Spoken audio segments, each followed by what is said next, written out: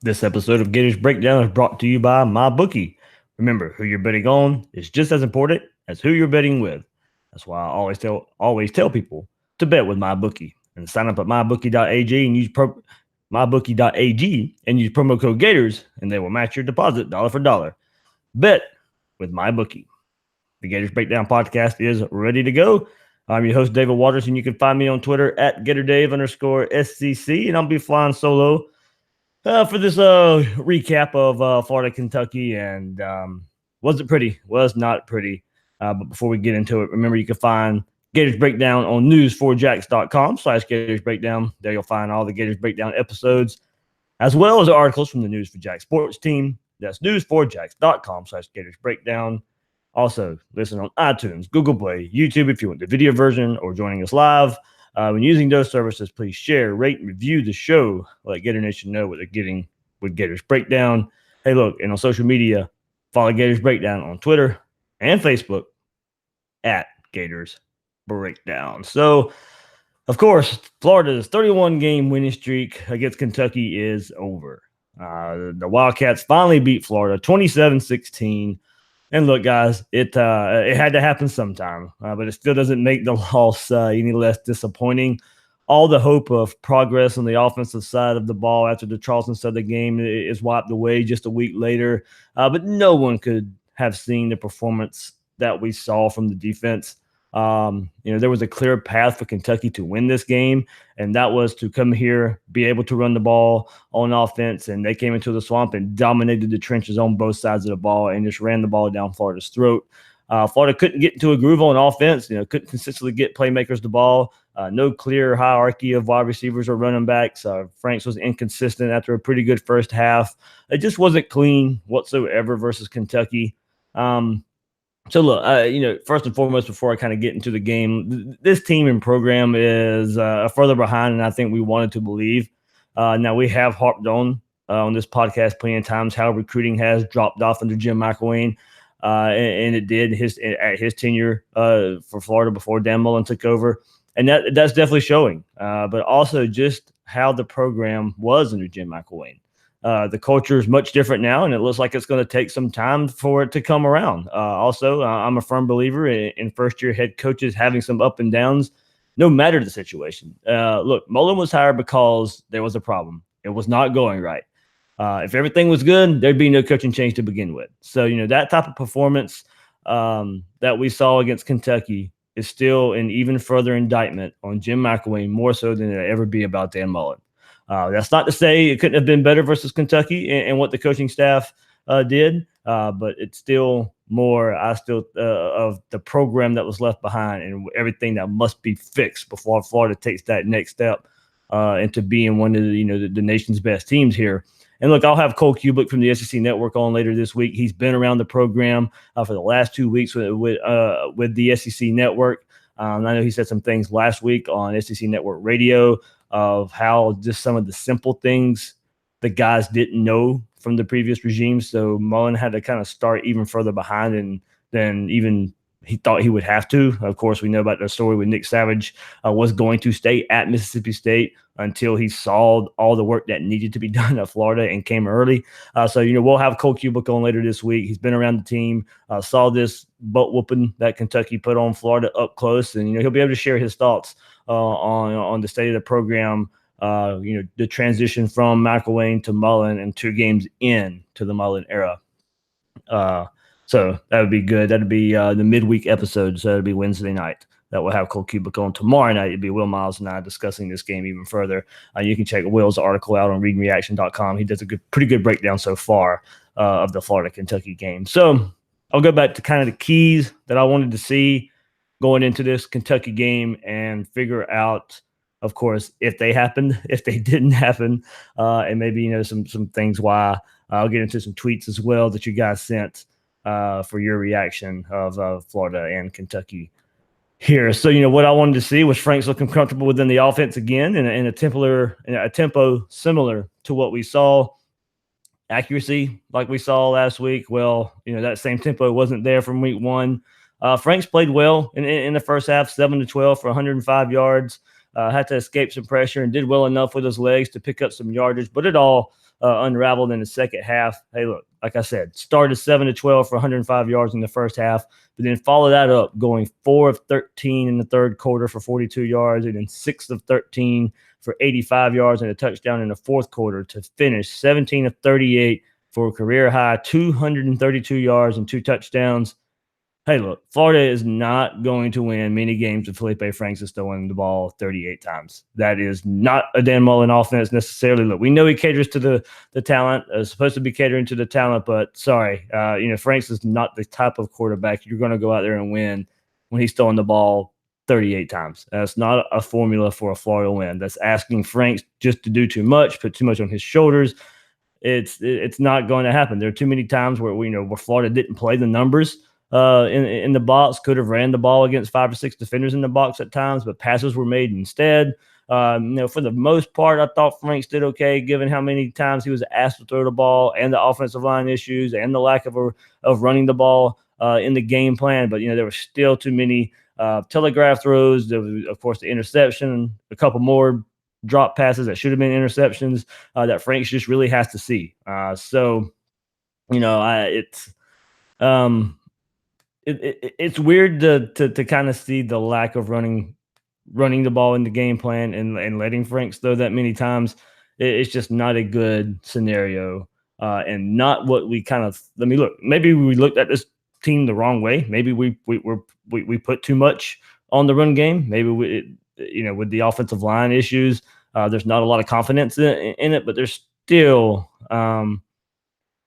You may have seen me tweet this stat out earlier, but through the first 2 games, and yes, the sample size is small, I get it, but it still shouldn't be the case where Franks is the leading rusher on the team with 78 net yards. Felipe Franks through 2 games is the leading rusher on the team. And look, guys, Dameon Pierce the second was 75. He didn't even get a touch versus Kentucky. And look, Franks isn't Tebow or Prescott, and I know he's taken down some throws and run with it, and that goes toward the rushing yardage, but in no way, shape, or form should Felipe Franks be the leading rusher on the team right now. Get the balls to the running back, specifically P. Pierce Davis, more so than Jordan Scarlett. I haven't seen it from Jordan Scarlett so far this year through 2 games. Through these 2 games, average yards per carry is right now LaMichael Pirine with 10.3 yards a carry. 10.3 yards a carry. He's averaging a first down every time he touches the ball. Dameon Pierce, like I said, no carries versus Kentucky, so you guys still have to go back to last week. Average 8.3 versus Charleston Southern. Malik Davis got some more carries. He's been averaging 5.3 yards in these 2 games. Jordan Scarlett, 3.8. They're playing with the same offensive line, guys. So it's Jordan Scarlett. I think if he had a better offensive line, he would be a better running back. I think he's the type of running back that needs more help from the offensive line. But it looks like Pirine, Pierce, Davis have kind of shown enough wiggle and ability to use their acceleration, not too long after getting the handoff and being able to help this offensive line a little bit. So they're all playing with the same offensive line, and there's a clear pecking order as far as what it looks like on the field right now for me. So these running backs need more carries, and for someone to try and get into a groove, there's too much rotation going on, and I didn't think we'd see that. I thought Mullen would pick a guy and go with it. But, I think the first 3 drives were the 3 different running backs in the first 3 drives. I was like, they kind of just have a formula going in that, they want to keep these guys fresh. But I think they need to get into a groove more than they need to be fresh in the fourth quarter. So I'd like to see 1 or 2 guys early and often and then go with the hot hand. But it all starts up front. My second key going into this game was the offensive line asserting themselves, and that didn't happen, as we know. And I'm sure that has played into the play calling a little bit, as I said earlier, of them relying on the pass more than the run. But the numbers are there in the run game with matchups. So maybe there's not – maybe we're just overlooking it. Maybe there is just no confidence in this offensive line from the staff to actually push or open some running lanes. But here we go again. With this offensive line, and it's likely not going to get much better. You don't all of a sudden flip a switch, become tougher, and play with a different mentality. I know we're all hoping the coaching staff and the strength and conditioning would light a fire in these guys, but it's the same issues we've seen for a few seasons now. I mean, we saw the signs and the lack of run blocking last week versus Charleston Southern, And it's reared its head. And it's reared its head again. I mean, I hate to bring up the Georgia program here in this, but looking for a silver lining here, they even admitted that it took a full year for their new strength and conditioning to really see the results. And you go back to Kirby's first year, it was a struggle. Last year, it looked like a completely different team, especially along their offensive line. They were having the same issues year after year after year along that offensive line.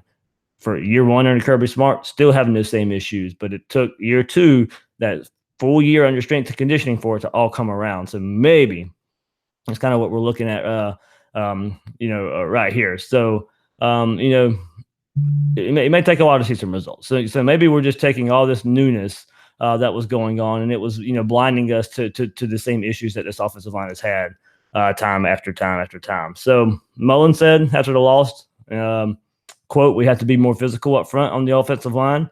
I think our physicality is going to be something this team, and we've talked about it constantly, they have to continue to work on." So this is one of those things that isn't necessarily on this new staff.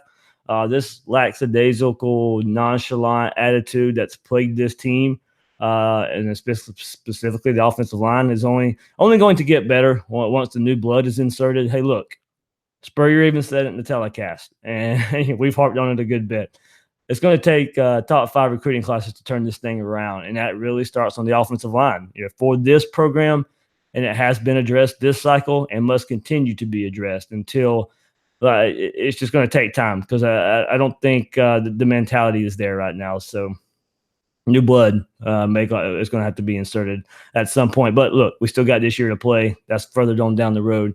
So what can be done to help the offensive line this year is something the coaches are going to have to figure out. Maybe Heggie can continue to get more playing time, and they can shuffle the pieces a little bit.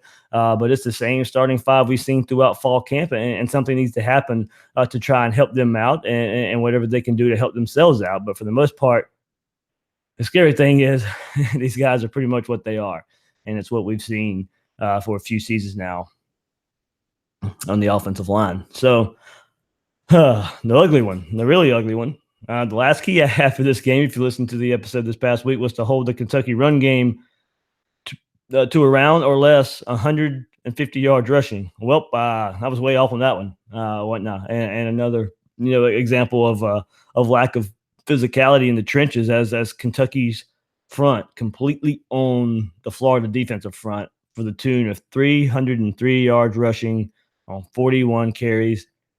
303 yards. That's pretty much double what I thought would be necessary for the Gators to hold them under and come out on top of this game. Benny Snell led the way with 27 carries for 178 yards.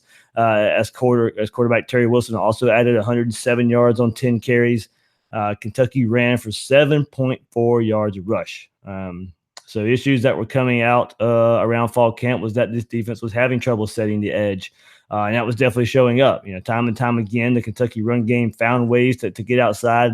Even if the defense found a way to get into the backfield, the Gators missed tackle after tackle after tackle after tackle. And those two issues led to Kentucky owning the ground game, not setting the edge, not being able to tackle.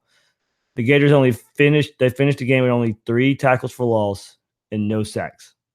No sacks. And some of that was in the game plan, that they were going to try to sit back and not let Wilson, run all over him and contain him. But they lost contain way too many times. And if you're going to play that style, you have to be successful at it. If you're not successful at it, then that's when you're going to get ate up. And that's exactly what happened, with this Florida team against Kentucky.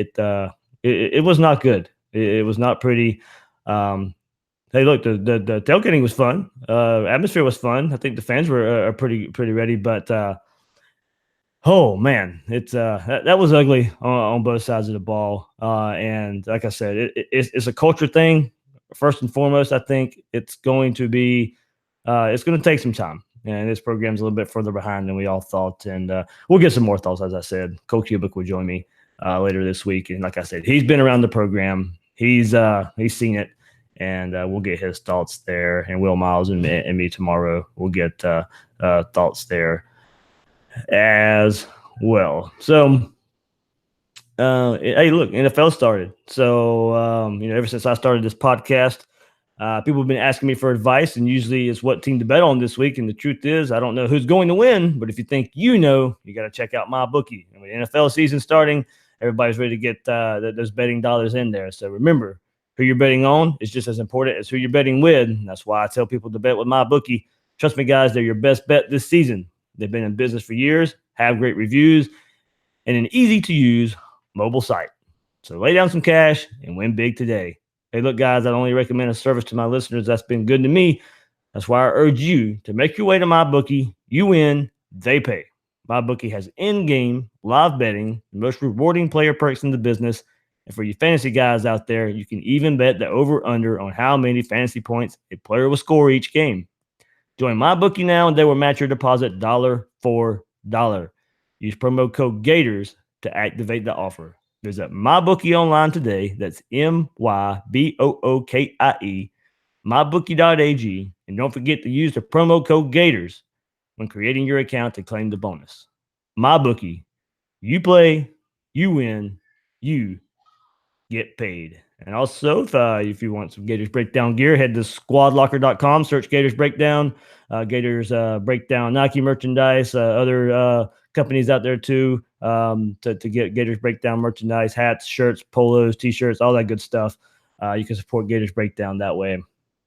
And in supporting or getting some merchandise out there with the Gators Breakdown logo on it. So another thing I wanted to bring up here was, wow, the missed quote missed field goal by Evan McPherson. Hey, that was a terrible missed call by the refs. Of course, not the reason the Gators lost the game. Don't get me wrong, but still changed their strategy late in game. First off, the field goal looked good to the eye in the stadium and on the replays. If counted, the score would have been 21-13. And then if it plays out the same way, the Gators score a touchdown, had to go for two. Franks never saw a wide open Malik Davis. So at that point, the score would have been 21-19. So when Florida got the ball back late, hey, only a field goal would have been needed. But it's all under the water, all under the bridge, as it really doesn't matter. But that's an inexcusable missed call by the refs. That cannot happen with missing points, missing clear points that would have that should have been scored there.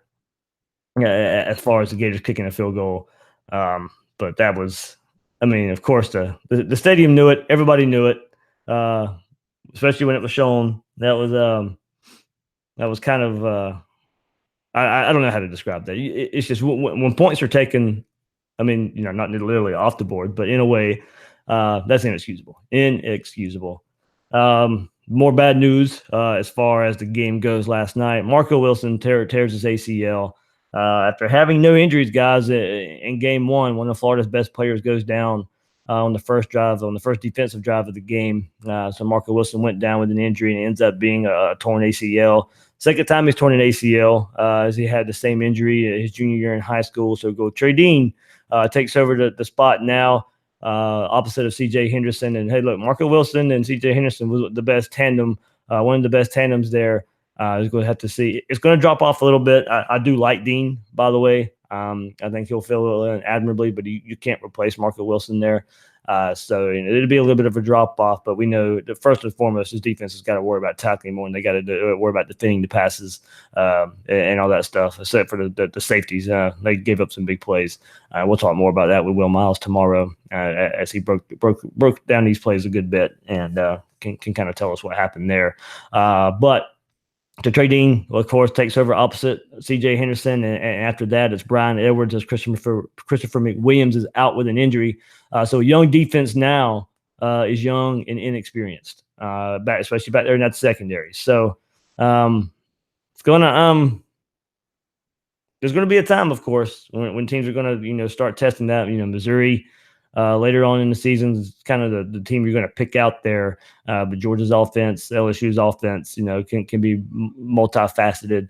But it's going to be that Missouri team that's going to be pass first and foremost. And, we'll see. Florida will kind of be experienced at that point, cannot afford any more injuries going back there in that secondary.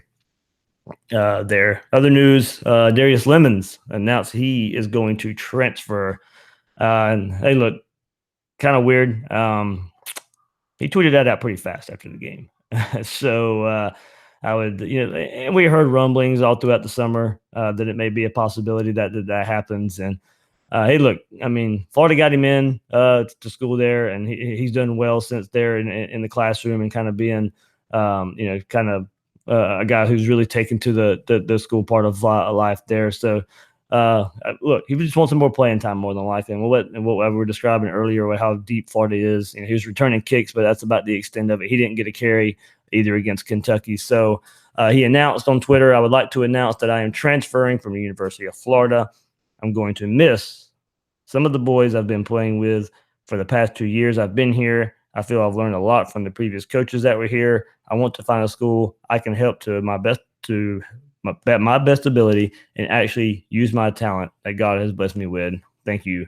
Farewell. So, of course, nothing official from the university or anything, but just so we'll see. Maybe change of mind or something once he talks to the coaches or whatever. But Darius Lemons looks to be transferring from the University of Florida. If you want to go by what he is saying there from his mouth.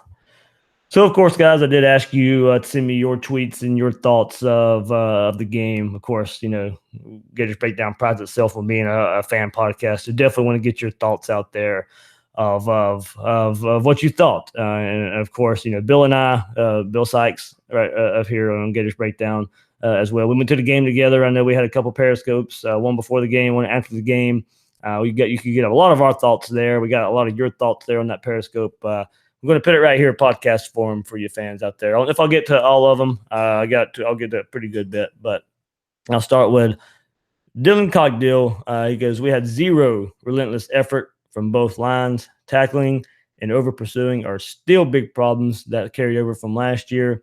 Best example being the Terry Wilson keeper for a touchdown. Overall, just really disappointed. Look, there's probably the one word, and I used it in the intro. Disappointed, especially after last week, and a lot of fans were starting to believe. I was starting to believe there as well, and just seeing. Yes, we keep going back. Yes, we know it was Charleston Southern, but we had seen some things that we just haven't seen. It didn't matter who the opponent was, and then Florida just come out and fell flat on their face against their first SEC opponent. Both, lines of scrimmage really getting on there, but it just really disappointed in the performance there. And hey, look. I have to turn right around, get ready for a Colorado State team that upset Arkansas and their first-year head coach there too. So, I mean, Colorado State's going to come in after looking pretty terrible their first two games, going to have a little bit of confidence after beating one SEC team with a new head coach, seeing if they can make it 2 weeks in a row where they can do that. Christopher Yans, Mr. Chris Bitts, said, I think we may need to lower expectations, not just for this season, but another 2 to 3 years. This is a full rebuild. Mullen has to process out MAC guys and get players who fit his system and buy into the program's vision.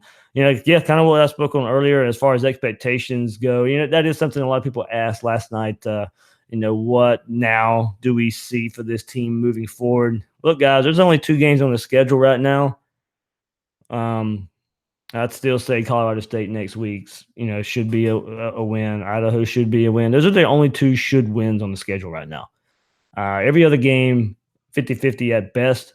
If you want to go just the way last night looked. Look, we didn't want to overreact from week 1. Try not to overreact from this as well. But when you've seen the same issues that you've seen for years, that's where the expectations kind of get lowered again. So. We'll see where it goes. Is Florida a 6-win team? Are they a 7-win team? Are they still an 8-9-win team? I mean, if they're still 8-9-win teams, then we can't see any performance like we did last night again. So to some people now, this is looking like a 6-7-win team, and they're seeing the rebuild that takes place. And look, we've spoken on the talent plenty of times that they have talent in certain areas, but not as an overall team. The linebacker core still lacking. It's a young and inexperienced secondary. The offensive line just still can't come around. Quarterback plays inconsistent. So those things are going to hold back what talent Florida does have is going to be held back. And that was one of my worries. Yes, we talk up this wide receiver core, and we've talked up this wide receiver core no matter who the coach was the last few years. and they're still held back somewhat by the quarterback position. So that we'll see. Yes, there's talent, but it's got to come together, and that's the problem right now. Is it all can't just sit there and come together. So Jeff Funk sat there 15 rows up from the sideline, and it was clear as day. Franks is not our guy. The physical attributes are there. However, one interception was directly to the DB. Should have been two others, as another hit the DB square in the hands. Short passes were fastballs. Accuracy, no.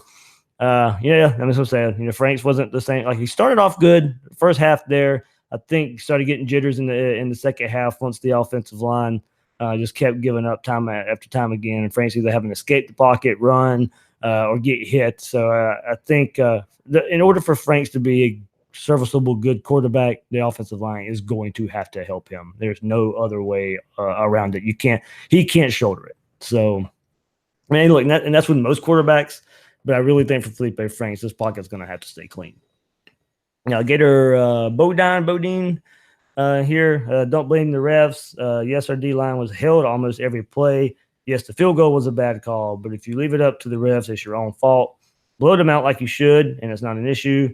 Number two, it's going to be a long year. Number three, criticism needs to be constructive. And for the most part, I think I have seen, most fans out there are level-headed in this. Some realizing the gap in talent, some realizing what the last staff put this team under and where they're starting from in Mullen taking over. So I do think, a lot of the criticism now is being pretty constructive, and a lot of realization is happening as well. Robert Guagliardo, both lines got abused. Tackling was terrible. Mullen did not keep the pace offensively. Still saw better play from Franks compared to last year, but old Frank showed some too. Got to keep offensive balance. Yeah, good points there, Robert. The pace was another thing. It was a slower pace than what we saw last week. They were running the ball more. They were running the ball earlier in the game, but not throughout the game as much as I wanted to. So that did slow down the pace a little early. And then there were a couple of times, and hey, look, I know a lot of those magical cramps from Kentucky when Florida wanted to speed it up, but hey, guys, we weren't. We were laughing when Virginia Tech was doing it to FSU. So I think we got to kind of, if it happens to us too, we just gotta. We can't laugh about it because of our rivals, but then I'll get so mad when teams do it to us. So it's part of the game now. Honestly, it really is. It's sad to see. I don't like it, but it is what it is.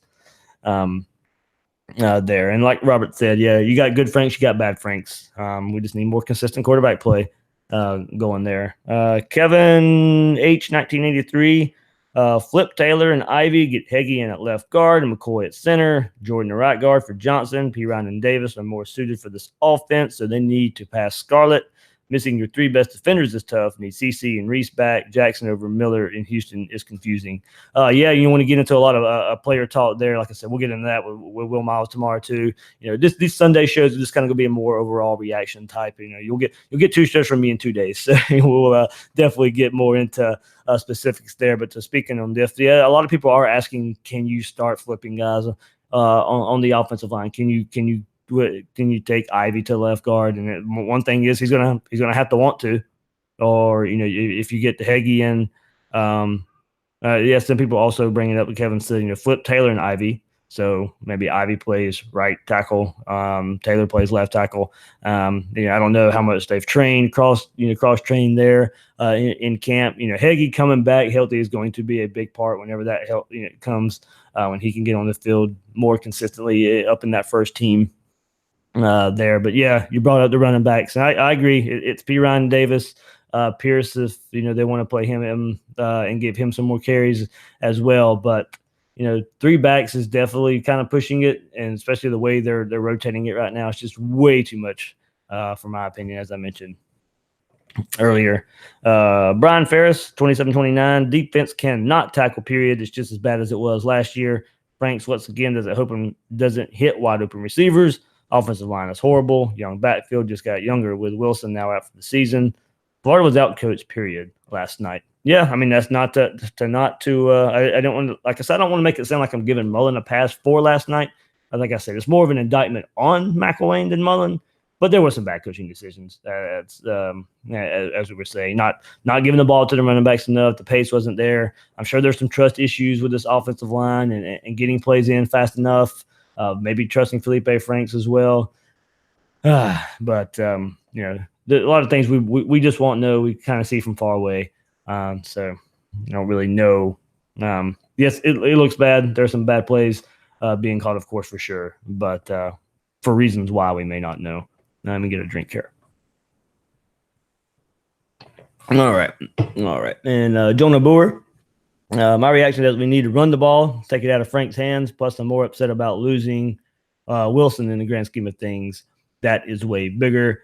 Yep, like I said, take the ball out of the hands of Franks because, like I said, you're not going to win throwing the ball 38, 39 times with Felipe Franks. This is not a good formula for winning. John Welsh, O-line is a mess, and maybe Ivy needs to move back to guard. Defense needs to work on fundamental tackling. We missed tackles all over the place tonight. Bull Gator, I don't know. That's that mid M readout. I don't know if we will even make a bowl game. I went from 9-3 to 6 or 7 wins in my head over one game. Yes, that's all it takes for me to see, unlike those fans out west. Okay. Little shot at FSU there at the same time. But yeah, that's what I'm saying. The expectations have kind of changed a little bit. Most 8 to 9 wins going into the season, even after last week against Charleston Southern, and now 6 or 7 is kind of creeping into a lot of fans' minds out there. Jay Hester says offensive line, defensive line are big concerns. Linebacker and cornerback depth are big concerns. Franks is who we thought he is. Team has to play better around him for this to work. Agree there. Multi-year project from Mullen. That definitely looks like to be the case.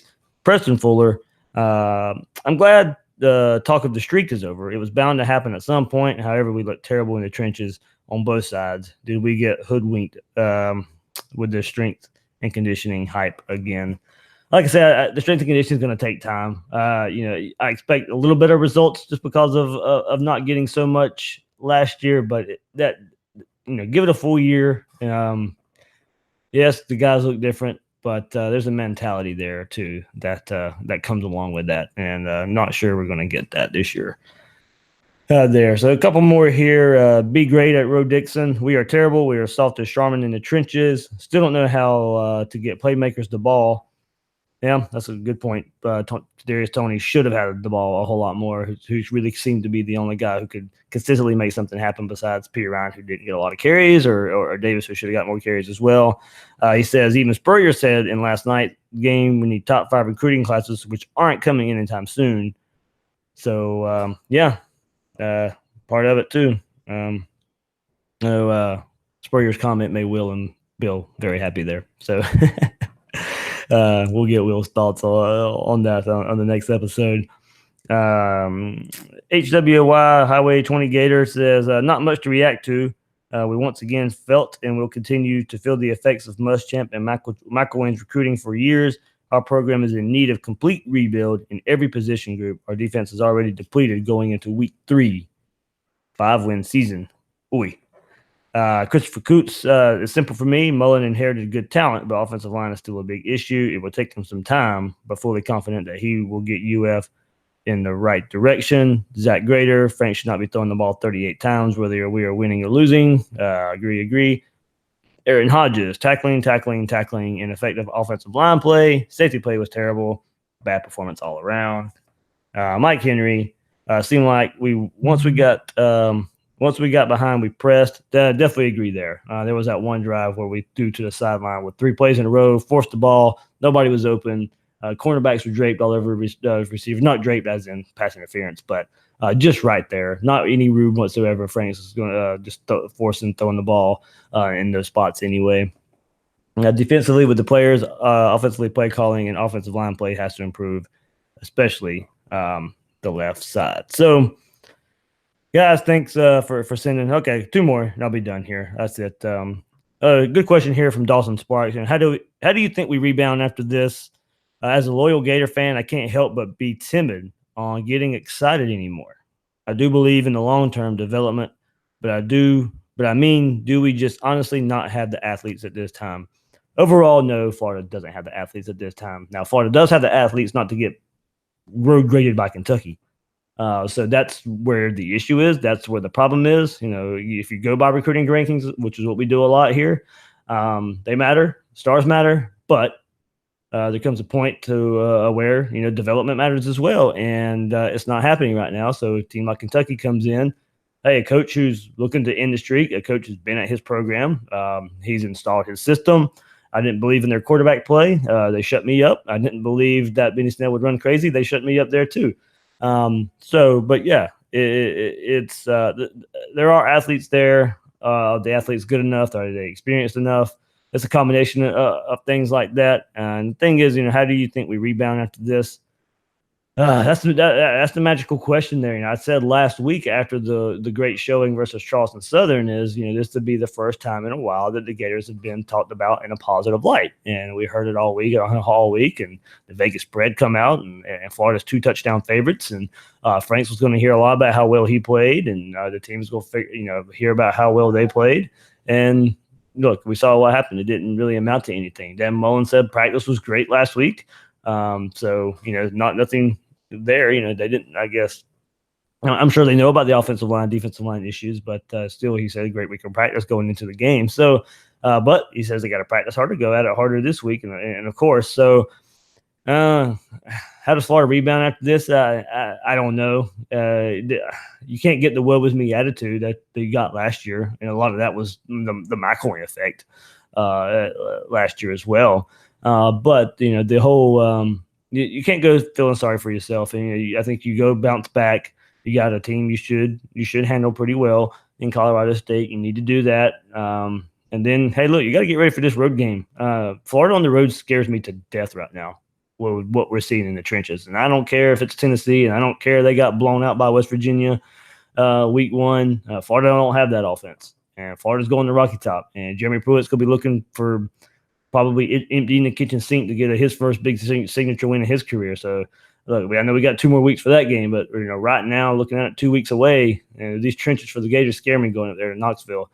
What we've seen so far is everything's been at home, and even in the trenches at home against Kentucky, it didn't look good. Didn't look good at all. So as far as how Florida rebounds, I wish I could answer that, but I have no idea. I have no idea where they're at mentally after what happened last year, and then the way the game against Kentucky went down. Last one here, K.L. Brady. Man, this is so disappointing, or perhaps sobering. I thought Florida may be good and this could be fun, but this is a gut punch. Team isn't very good.